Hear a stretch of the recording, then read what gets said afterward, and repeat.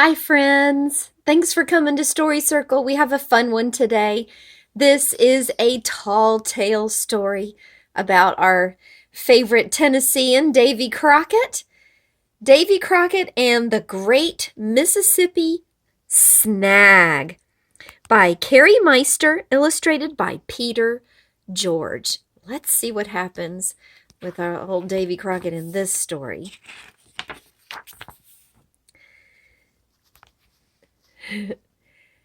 David Crockett was born in 1786 in Tennessee. At that time, Tennessee was still mostly wilderness. Folks who lived there hunted and fished for food. They lived off the land. David spent his childhood hunting and fishing. Even as a boy, he was a great hunter. David grew up and married twice. He had 6 children. He served in the U.S. Congress. David died fighting at the Battle of the Alamo in 1836. He was a popular man in his own time, but it wasn't until after his death that he became the legend we know and love today. Now, some time ago, the West was as wild as a headless chicken on a Saturday night. And into that wilderness, in the backwoods of Tennessee, a baby was born. His name? Davy Crockett. Well, Davy wasn't exactly born. He fell from the sky with a rifle on his back and a coon's skin on his head. He had a grin that was fixin' to win the world over. By the time Davy was 9 years old, he had killed more varmints than any other Tennessee man. It was said he could outgrin a bear.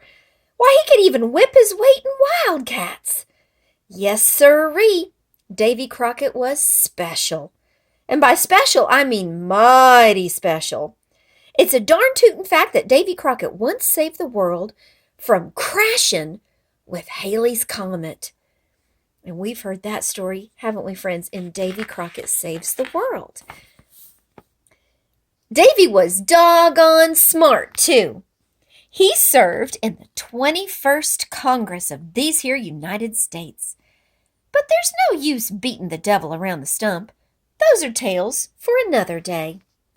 Today, I'm going to tell you about the time Davy battled a fierce river beast feared by all. Whew. Now, before roads crisscrossed the land, Mississippi River business was big. Goods and people traveled up and down Old Muddy like a giant highway, and the gators that lived in the river were none too happy neither. They didn't like moving out of the way every time a steamer passed by. So late one August, those gators gathered together to plot revenge. They chose the most terrifying gator that ever lived to carry out that revenge. His name was Snag. Snag was longer than 2 steamers put together, and his teeth, they were sharper than the farmer's wife's carving knife. But it was his eyes that made your blood curdle, those great big yellow eyes. It was said that one look from Snag and you were done for. He didn't even have to use his teeth, but he did.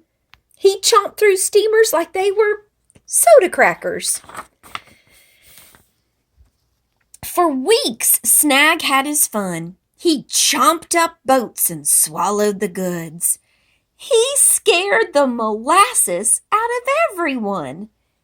Snag was feeling pretty high and mighty, so he moseyed over to the farms and gulped down all the animals. Well, when Davy Crockett heard about old Snag, he was storming mad. "Something's got to be done," he said. "That sly Snag has sunk more boats than old Granddaddy Neptune. I don't reckon anybody but me can take on Snag." So Davy boarded the next rig, heading toward Snag. It was a steamer loaded with food and fireworks for a big 4th of July celebration upriver.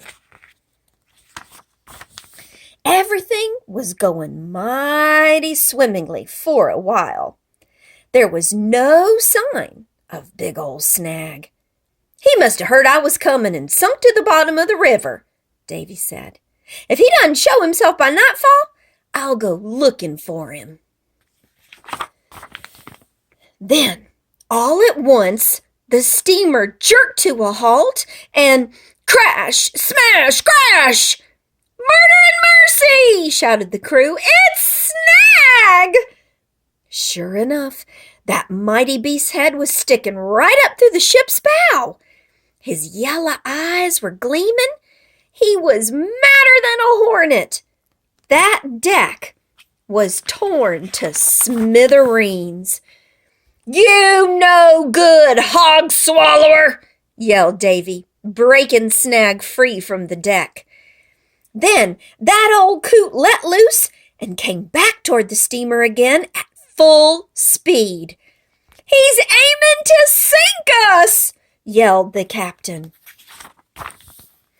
"Not while I'm on duty!"